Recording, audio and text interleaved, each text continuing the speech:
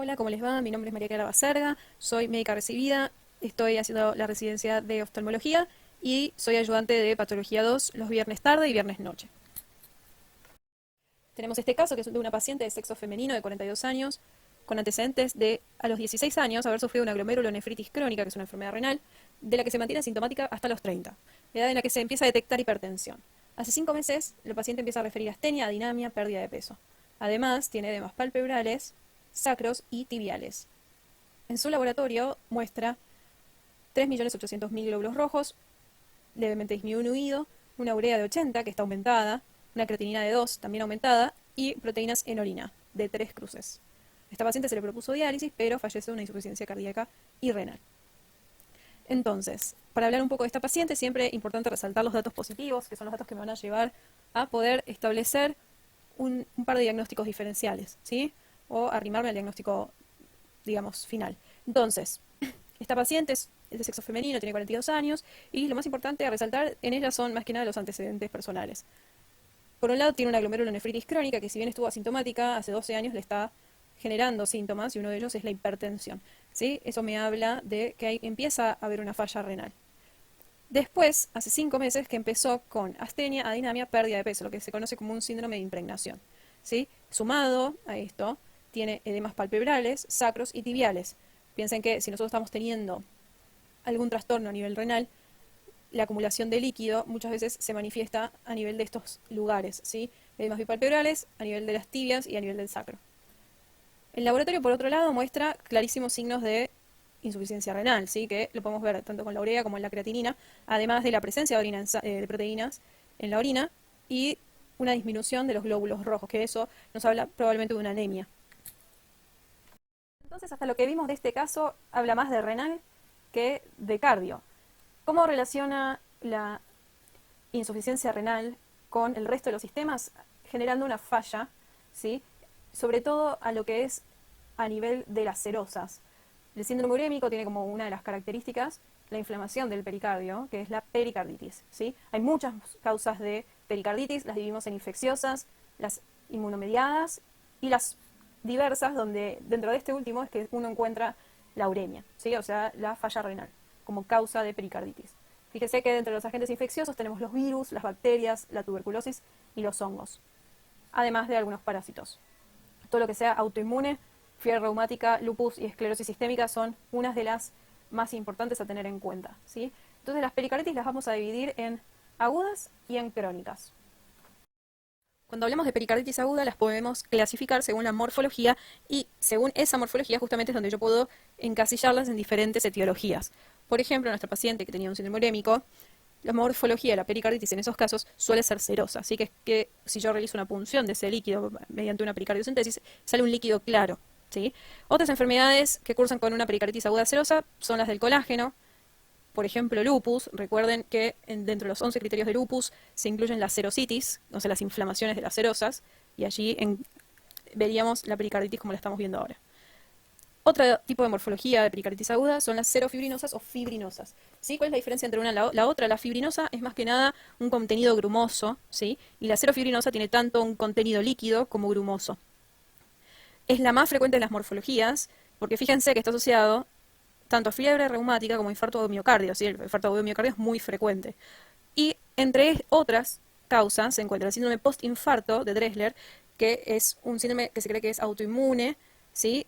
Después de un infarto, y otras como la radiación, ¿sí? O las enfermedades de colágeno de vuelta a partir de posquirúrgicos. Seguimos con la purulenta, que obviamente se relaciona principalmente con las infecciones bacterianas, ¿sí? La hemorrágica, que esto es muy importante porque fíjense que incluye dos diagnósticos diferenciales, que son los tumores y la tuberculosis, ¿sí? Y la gaseosa, que es exclusiva en general de tuberculosis, aunque a veces puede estar relacionada con algunos hongos. Fíjense en esta diapositiva cómo se ven las diferentes pericarditis, ¿sí? A la izquierda, la primera es la pericarditis fibrinosa, que hemos dicho que era la más frecuente y que se veía como grumosa, ¿sí? Y en algunos casos podía estar asociada a líquido, a un líquido claro, y por eso se le llamaba serofibrinosa. La del medio es una pericarditis purulenta, ¿sí? Acuérdense que el pus es ese contenido líquido amarillento que está súper relacionado con las bacterias piógenas. Y la última es la pericarditis hemorrágica, que las dos causas principales y más importantes son los tumores y la tuberculosis. Las pericarditis suelen manifestarse a través de la clínica como frotes pericárdicos, pero los pacientes vienen a la consulta por fiebre, ¿sí? Sensación de opresión en el pecho, sobre todo del lado izquierdo, simula un poquito un infarto. Entonces, tengan en cuenta como diagnóstico diferencial esa posibilidad. A nivel de lo que es la evolución, puede evolucionar hacia la curación o hacia la fibrosis, que es lo que se conoce como una pericarditis que es crónica. La fibrosis puede ser desde adherencias leves, que no influyen en el funcionamiento del corazón, hasta fibrosis masivas o placas de soldado. Es importante saber esto porque la sintomatología de la pericarditis crónica va a ser diferente de la aguda, entonces, ¿sí? Las pericarditis que son más bien constrictivas tienen la característica de generar una restricción y simulan lo que es una miocardiopatía restrictiva, ¿sí? Que estaría bueno que lo repasen como diagnóstico diferencial. Las restricciones a nivel cardíaco se manifiestan como insuficiencias diastólicas, donde yo no puedo incorporar sangre y ante demandas altas metabólicas sufre una caída de la eyección, ¿sí?